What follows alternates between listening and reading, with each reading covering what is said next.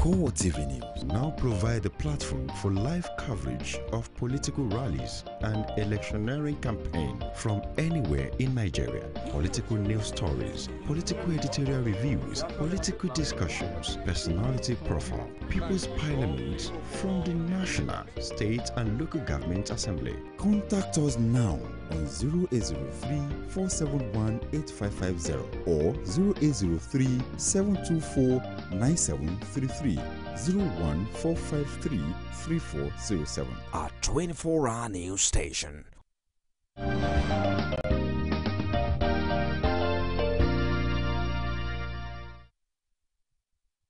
Yes, welcome again to Core Digest on Core TV News. We welcome you again. The second segment, we're still taking a look at June 12. That very famous election, well, call it very infamous now, election, which was supposedly the freest ever in this nation. 21 years after, what's the big deal? What have Nigerians learned from then on? The status quo is still here, or it is suggested that it still remains. But should we continue in this trend? What are we supposed to be thinking? What are political parties saying 21 years after the supposedly freest election? Are they getting us to be involved this time around? I mean, Nigerians, 21 years thereafter. We still have our guest here, WALE OGUNADE, who is the president of Voters Awareness Initiative, as well as Onyekachi Eze, who is a national coordinator of the Nigerian Youth Leadership Advocacy Group here in Lagos. Gentlemen, you're still very much welcome. Thank you, sir. As we go further, 21 years after, we still ask what's the big deal. You did suggest earlier on that nothing has changed. Yes. But looking forward, a solution to how Nigerians can take back the political process, the democratic process, because any democratic process is better than the other one. Be it, as we say, the bare face. The reality is, are Nigerians ready to take that bold step to sustain this democracy? WALE OGUNADE. Wonderful. But before then, let me quickly correct this impression you created a few minutes ago. If something is infamous, it's something bad. You want to paint it in a black thing. It's 21 years gone. Yes, no change. It's not infamous. Yes, let's leave that one. It's not infamous. Rather, it's famous because in the history of Nigeria, both left and right, the centrists and the leftists, we all agree that indeed that's the best election that has ever taken place in Nigeria. Well, until today, that's why we're saying what's the big deal. Okay then, my brother. Another issue is that Peter Tosh, I'm sure, sang this song. Everyone is crying for peace. Peace.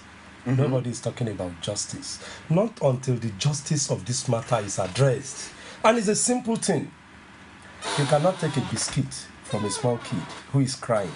You take a biscuit from a small kid that is crying and say he should keep quiet. This man laid his life, paid the supreme sacrifice. And yet, till tomorrow, we say no, that thing is nothing. And we are now pretending like the ostrich, burying our heads. Today is the day that is recognized and should be recognized as Democracy Day in Nigeria. That May 29 is a caricature. But be that as it may, how do we sustain? And we can't if there is no truth in the land. And I'll continue to say it. If anyone knows how to open the Bible, you open Isaiah 5:20. And you know that the Bible says, woe unto him who sees good and call it bad, and who sees bad and call it truth. Woe. And if you are not a student of English, go to the dictionary and know what the Bible says. And if God says, woe unto you, sorry to you. The truth must always be said. And if you don't say the truth, no matter how you embellish it, you're on your own. Because there is God, oh. Onyekachi, let's look at the role of the Nigerian youth in all of this. Okay. How aware, how much of how can I put it now? For instance, the federal government has been under lots of criticism as regards its attitude towards June 12 election. Okay. Recently, Unilag was attempted to be named after MKO, and we saw a lot of outcry from Nigerian youth. Are we saying Nigerian youth do not recognize MKO? Or we are saying that they've not been well taught about history? What do you think went wrong there? What's happened in that area of renaming Unilag was that what you saw was an anger, of frustration of what happened. This thing still lives in our memory. The event that took place in 1993, like I said, it took the nation unaware, and we still have it in our minds. It's still fresh, and now you are coming in to make an amend, kind of, and you want to immortalize the late MKO. Now you have come to that consciousness. I'm talking to the government now. They have come to their consciousness that look, truly we've made a mistake. There's an error somewhere. Let's appreciate. Let's apologize or make amends, and they want to use Unilag, as a kind of appreciation or something like that, or to appease the late MKO. I don't think that is actually right or correct in my own sense of judgment, because you were trying to bring back that memory, afresh in the minds of the people, and these are students who are in school. They are there for their own education, and they want to move forward in their own life, and you are saying you want to change the name. Is not the issue there then. Okay. The name change of name is not an issue there, and that is why you saw the students protested against the name. Let's take this coming in from our Facebook page. It's actually from Genga. Who was Martin Luther? Martin Luther King. Martin Luther King Jr., a black man who championed the cause of the conscience of the American society, deviating from the dream of its founding fathers. Okay, I think I have to take that all over again. Who was Martin Luther King Jr., a black man who championed the cause of the oppressed so much that he pricked the conscience of the American society, deviating from the dream of its founding fathers. He is celebrated in America today and has many national monuments and one public holiday. Okay, and of course he went ahead to say one public holiday named after him. MKO Abiola died for our cause as a nation, but we refused to give him his place in our history and reduced a statesman into a Yoruba champion. This is so unfair. Wale, how do you react to that? Well, the man just took this. Of course, maybe he's my brother. He's a witch. Just isn't it hilarious? Yes. Of course, that's how I was going, that there is God, though, when I ended my speech. That, I mean, let's be honest with ourselves. I was one of those, when this trouble started, say, Chief, Emma Shio, when people say you should come back, the principle in Yoruba land is that, of course in English, is that he who fights and runs away. The man fought and they now say you should come back. Say no, the time is not ripe. But of course, then I was a small boy, 21 years ago. I had no voice, I didn't have this status then. So obviously, unfortunately, look at what we have. But then that's, by the way, that's one, you see, one thing that really helped me and encouraged me was that before Abiola died, I can't remember, maybe I'm sure it was AIT. He was granting an interview. And he said, well, his situation is like the African society. And that if there is crisis or the village is polluted, there will always be a sacrifice. And once in a while, there must be somebody who will take the sacrificial calabash to the river, a flowing river. That sometimes you may be lucky the person who took the sacrificial calabash to the flowing river will get washed away with the sacrificial calabash. And sometimes the calabash, when the God says no, yes again, they will just take the calabash and he will come back to the land and he will now be the cleanser of a land. And that, of course, he has left his fate in the hand of God. And unfortunately, indeed, he now got washed away with the sacrificial calabash. And what do I mean? Not only did he die, just as I told you some few minutes ago, if I leave this place, I'm going to his house. And if you go to his house, Abiola's house, you know that is a shadow of its old self. There is no more Simbi. There is no more Kudi. The children, God help them. The business, Concord, we all know the role Concord played, the Concord Empire. All those things are dead. And what are we asking for? Immortalize this man. Is this too much? And it's not as if what I'm saying is something new. Thank God for the person who sent the tweet or whatever. That's what we are saying. But honor must be given to whom honor is due. Unfortunately, most of you are in government because this man laid the supreme sacrifice. If not because Abiola died, the pressure we mounted in Lagos won't have come up. We have another comment on our Facebook wall. This is coming from Godwin. It says, I was not taught the history of June 12 in school. I had to take time to browse the internet to get a glimpse of what really happened, even though most of the accounts I saw were written by foreigners. I read about Nadeko, but I didn't hear about the members. It's such a shame that South Africans know Mandela and read of his exploits. Malcolm X is not a stranger to the American students. As a Nigerian, I know more of the history of foreign nations than my own. This is so unfair. Please don't take our history to the grave. Write it and celebrate it. Thank you. And I'll thank him. Indeed. Because we are working on that. Because you see, if you look at it, then Nadeko, the Oluwadebanjos of this world, the Chief Anthony Anahoros of this world, the Olufaleyes of this world, and some other Nadeko chieftains of that nature.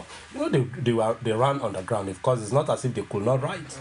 And of course, they were all writers. They were all writers. In fact, Baba Enahoro was about finishing his memoirs of the Nadeko struggle when life was not out of him. But again, be that as it may, we the younger ones, we are working on something, and it's part of what we are going to discuss. Because again, 21 years after, we know anybody who knows anything about its celebration, particularly in Nigeria, particularly the Yoruba stock, particularly the Ijebu stock, you know that 21 years is something you celebrate, you don't let it go. And this one we are not allowing it won't go.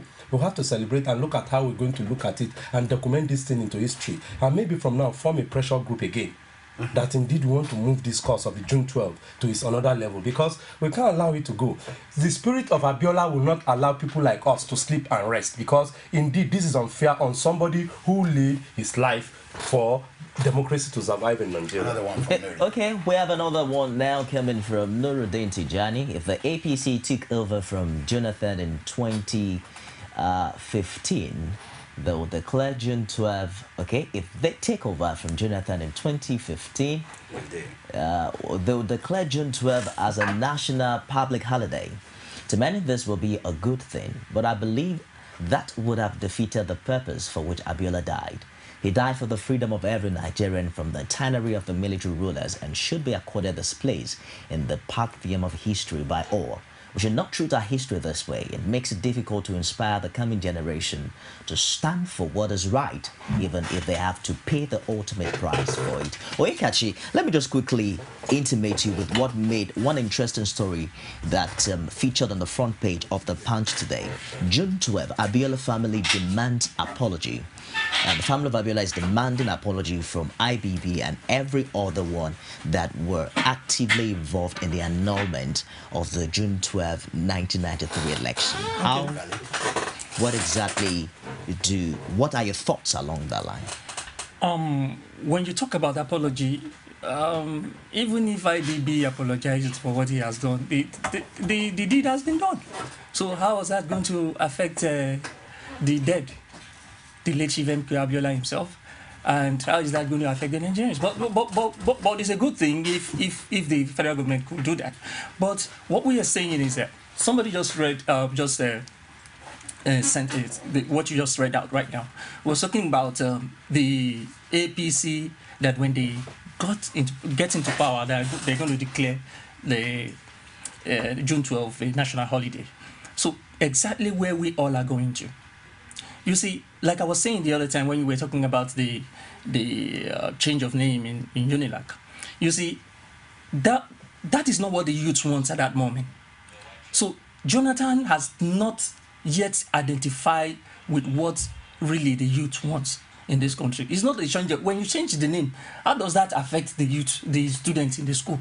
So that does not. So that's why he's saying that you should just leave the name the way it is. If you want to immortalize Abiola, go and think of something greater or something better to do, and of which is the public holiday that we all are craving for.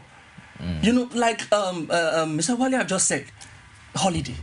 Everybody is saying holiday, but I must let you know one thing, that it's not as if that we are saying that or really saying that youth wants to hijack or just want to get that day for themselves or whatever. But the thing is, I just want us to look back, you know, and think back what the youth has really been through in this country.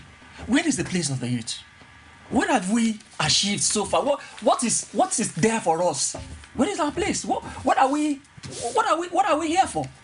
Let's quickly consider, Wale, the impact of this particular election on how things have been politically for Nigeria. Now, MKO symbolized a philanthropist who had a lot of money to throw around in 1993. Now, look at how politics have been monetized in Nigeria. Would you say that that particular circumstance or situation preceded a season in Nigeria where money will count when we talk about politics and election?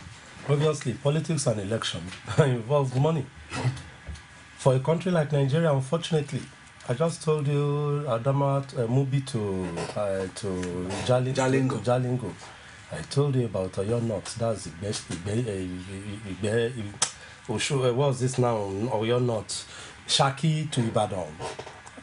And if you're a politician who wants to oil the political machinery in a state, will have to oil. If it's a small state, maybe 50 watts.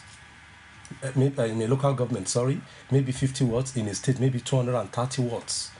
And you have to oil it, and that's money. There will be meetings. I mean, if you get to meetings, you don't go to meetings empty-handed and you are bare stomached. In fact, here to Bapa, I've been given some milk and tea. I've been given tea. So, all these are money.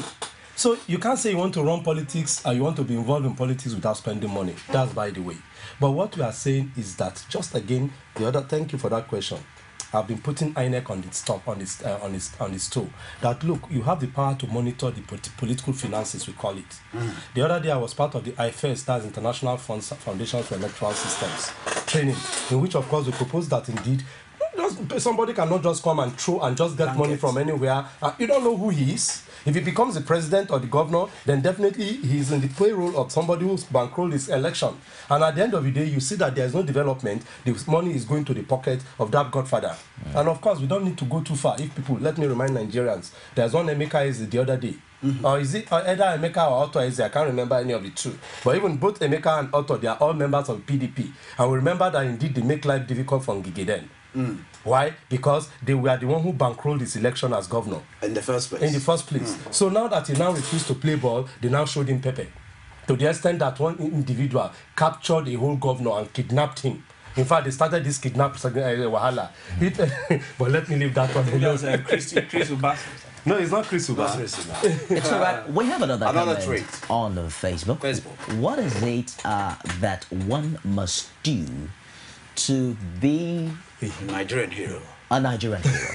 Steal public funds, encourage corruption in every sector, leave a legacy of sorrow, tears, and blood, be arrested, tried, and convicted abroad, come home to a presidential pardon, join a political party, drive your way to the top, contest for a political post, get away with murder, oppression, and carnage, get the president to say you are a new, improved version of your old self, and loot the public treasury all over again. Nigerians will celebrate you and place you among the immortals. Please, if the Twitter or whoever, this Facebooker is listening, please just join us. Just search voters awareness. Join us. We need people like you, and that's what we are saying. I mean, it is looters, thieves. Look at the MON, all the national awards.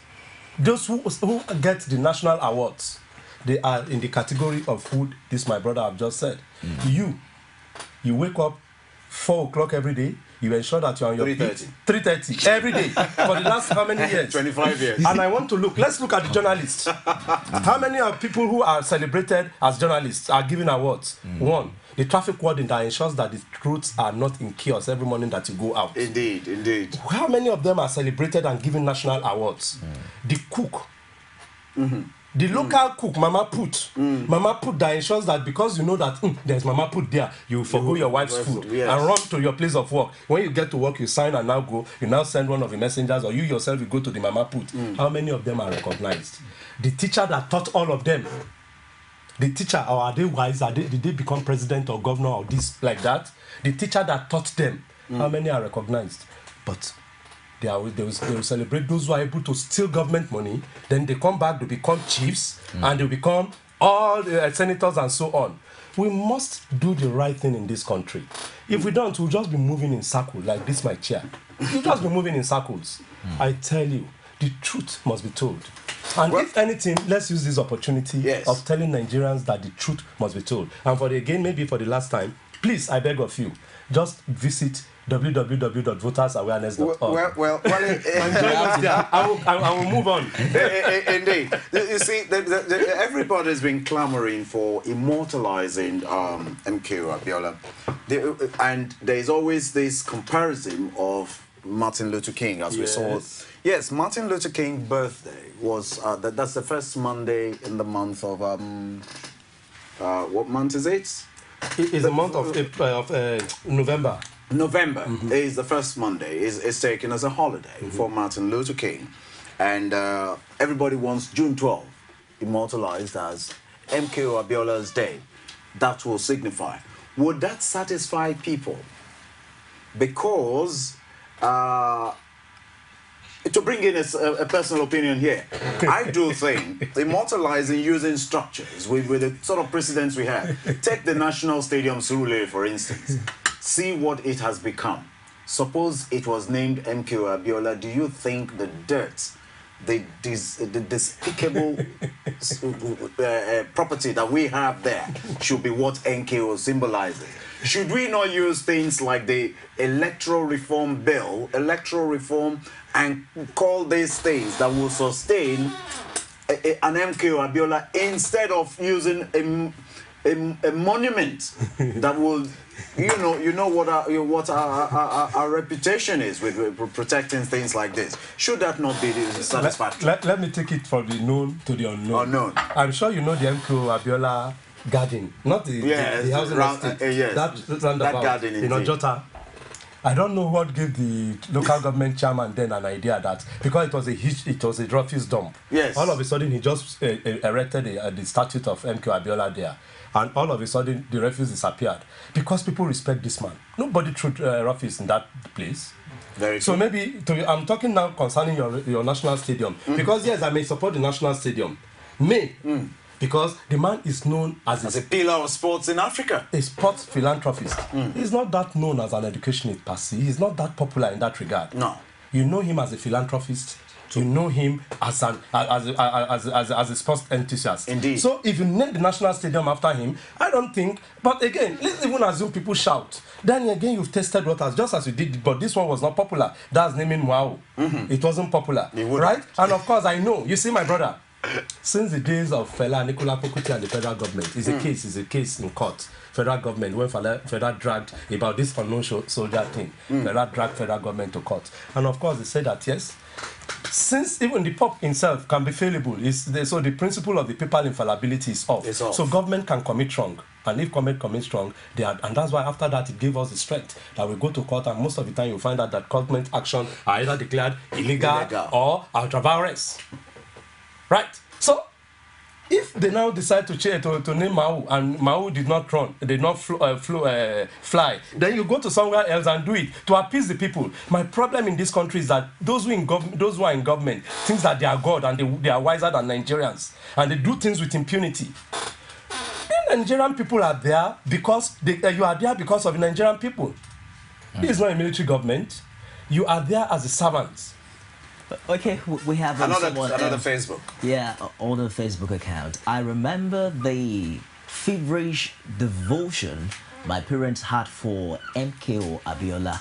My father was joyous the day Abiola declared his intention to contest under the umbrella of the SDP. The next day, he joined the SDP and began preaching that Abiola is the man that will take Nigeria to that promised land. I was 12. I sang the beautiful campaign song of Abiola with a lot of hope. The Epetedo declaration was like the Gettysburg speech to me. Abiola is still a great man, like a candle in the wind. He was gone and they still were not celebrating. Why? Well, Oyekachi, let's quickly come to you now. We're talking about, earlier we established the idea of naming structures, monuments after Abiola. All of this boiled down to the aura, the euphoria, the halo that surround the June 12 election. How do we bring all of this to bear as we count down to another critical general election in 2015?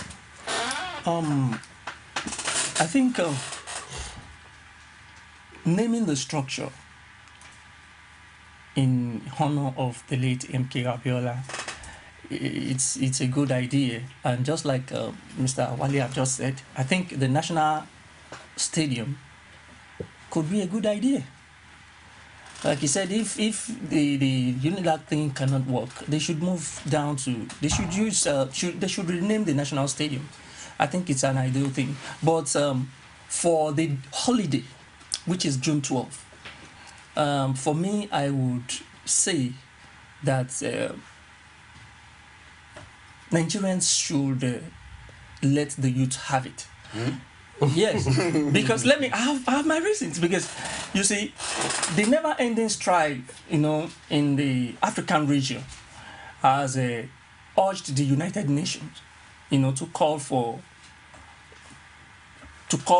youth, to come together, and for the federal government, their government, each nation government, to create a youth day for their youth. Now, this is to save the youth from slavery, discrimination, and violence, of which we are now seeing today, that is happening in the northeast of this country. So I think if we have a youth day, like countries like Congo, countries like Cameroon, South Africa, they have a youth day. Apart from the National Youth Day, the International World Youth Day that we used to have, every country, these countries have their youth day, for each of their nations. So, and I don't think Nigeria should be left behind, because we have the major population in the area of youth. So I think we should lead by example. When you say you are the largest economy, you are the elephant of Africa or the lion of Africa or whatever, you should lead by example. All these little African countries are creating youth day for their country, and Nigeria is just sitting back. Now, what do you expect those youth to do? How are they going to come to? How are they going to harness their potentials? You just come, you talk on air, youth. Which youth are you talking to? Which of the youth? I don't know if you understand what I'm saying. So I think Nigerians should, that day should be a holiday. Like Mr. Wale have just rightfully said, it's a day that is synonymous to democracy, to the term democracy in our country. So let's take this. Another Facebook comment quickly. This coming from Mohammed. So Abiola is worth all this. Okay. Yeah. So Abiola is worth all this attention. Why? Because he's a Yoruba or what? Many people died in the struggle for democracy, but the democracy is not working better than the military. In fact, this democracy is a military democracy, like Sisi in Egypt. Abiola would not have done better if he had been president. The system would have frustrated him. Abiola is a victim of circumstance. That's just the fact. Now, that's quite interesting. And we must not sweep that under the floor. Earlier I gave you the statistics. Yes. How Obasanjo had more votes than Abiola. Yes. And you said it was just the figures. Yes. Now, many are saying, we have good people in Nigeria. That's not the issue. Yes. But the system has always frustrated the good people, and that is the reason for where we are now. Yes. How do you react to that? very quickly. In reacting, right, I'll join the two together. Yeah, it's unfortunate that person said Abiola we are celebrating Abiola because he's a Yoruba man. It's an unfortunate thing. Because when Jonathan was denied his right to becoming the president of this country, the Yoruba men particularly led. I was part of Save Nigeria group. led the struggle that indeed will not take that nonsense from anybody. Jonathan is never a Yoruba man, and I'm sure he's not going to say he's a Yoruba man. So that statement I don't take, but that's that part. Indeed, for us to say it's a military democracy, yes, and that's why we are saying, and that's why it answered that question initially, that the core civil society members were not part of this dispensation. When it was coming, we said, no, this is a military thing, and of course the constitution we use now, the 1999 constitution, is a military decree. And all those who are involved, Obasanjo, who is he? Yadua, of course, Jonathan, all of them are creation of the military. Obasanjo supported by Abdul Salam, Obasanjo supported Yadua, Obasanjo again supported Jonathan. So, what are we talking? Indeed, I agree with him to that extent, that indeed what we have now is a military dictatorship or military democracy. And 2015 presents an opportunity. And that's why I've been talking about my group and other groups like that will involve themselves in educating the Nigerian people on their civic and political rights, for them to choose wisely and to vote wisely. You didn't answer that question, if Abiola would have survived the corrupt system. Obviously, you see, it is the system, it is the person that will determine, maybe. You see, the system does not create a person creates the system in which you operate. Okay. The owner of this station knows the type of system and the type of thing he wants on ground. He can't say, I've gone to various studios. This is another unique experience here. I've gone to some studios, and I know what I know. You two are journalists. This is not the first station you work in. So you know the system here is different. So what I'm saying is that if you set up a presidency, you say, this is my system of government, and so on. Anybody who is not ready to work with you, you get him out. You say, this is what I want to do. This is about you working something. Look, the principal thing in this country is corruption. And you find out that, if anything at all, people are beginning to forget what EFCC is now. Because it's as good as. All right, let's take a chronology of events from June 12th, as it were. Okay. June 12, 1993, Nigerians voted in the landmark presidential election. Military on June 23rd, 1993, military President Ibrahim Babangida annulled the election. August 26, 1993, Babangida steps aside and hands over to Chief Ernest Shonekon. November 17, 1993, the late General Sani Abacha shoves Shonekon aside and takes over. May 5th, 1994, pro-democracy and human rights activists establish NADECO. June 11, 1994, Abiola came back, declared self-president and commander-in-chief at Ekpetedo in Lagos. June 23rd, 1994, Abiola was arrested and detained. That's from June 4th, 1996. Kudirat Abiola was assassinated in Lagos by agents of the military junta. On June 8, 1998, Abacha dies in office. July 7th, 1998, Abiola dies in detention under questionable circumstances. July 1998, new head of state Abdul Salam Abubakar unveils a 10-month transition program. December 5th, 1998, local government elections were held nationwide for 9 provisional parties. The 3 parties, AD, APP, and PDP, received their certificates of registration. February 1999, Olusegun Obasanjo of the PDP was declared winner of the presidential poll. On June 13, 2008, now take this, very significant, Humphrey Nwosu, who was the electoral chief at the 1993 election, came out and declares Abiola winner of the June 12, 1993 polls. You want to ask, why did it take so long? After about 15 years. Indeed. So, May 29, 2012, Jonathan announced the renaming of UNILAG after Abiola on May 29. Ask me the significance of that date. May 29, 2012, UNILAG students staged a spontaneous protest against renaming of UNILAG.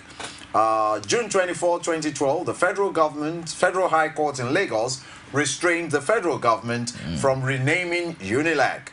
On July the 4th, 2012, an Ikeja Federal High Court reaffirmed earlier interim order restraining the federal government from renaming UNILAG Mao.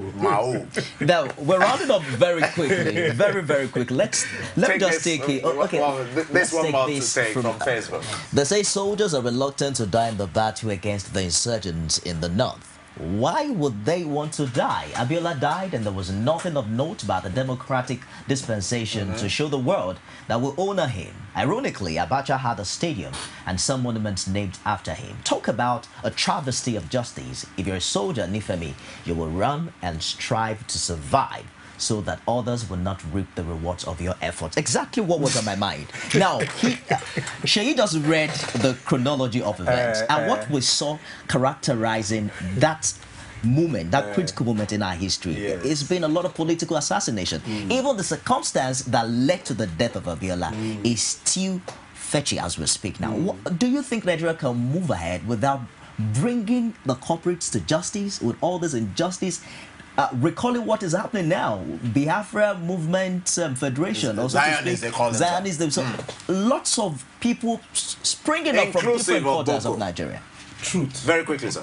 Truth. And of course, I like, is it the motto of the Guardian newspaper? Conscience is a wound, yes. And only truth can heal it. it. Thank God for Nwosu. Years after, the principle again is better late than never. The man has been freed with conscience. They wound him, they pain him, they worry him. Then one day he came out and said, "This is what happened, though. This is the total. This is the."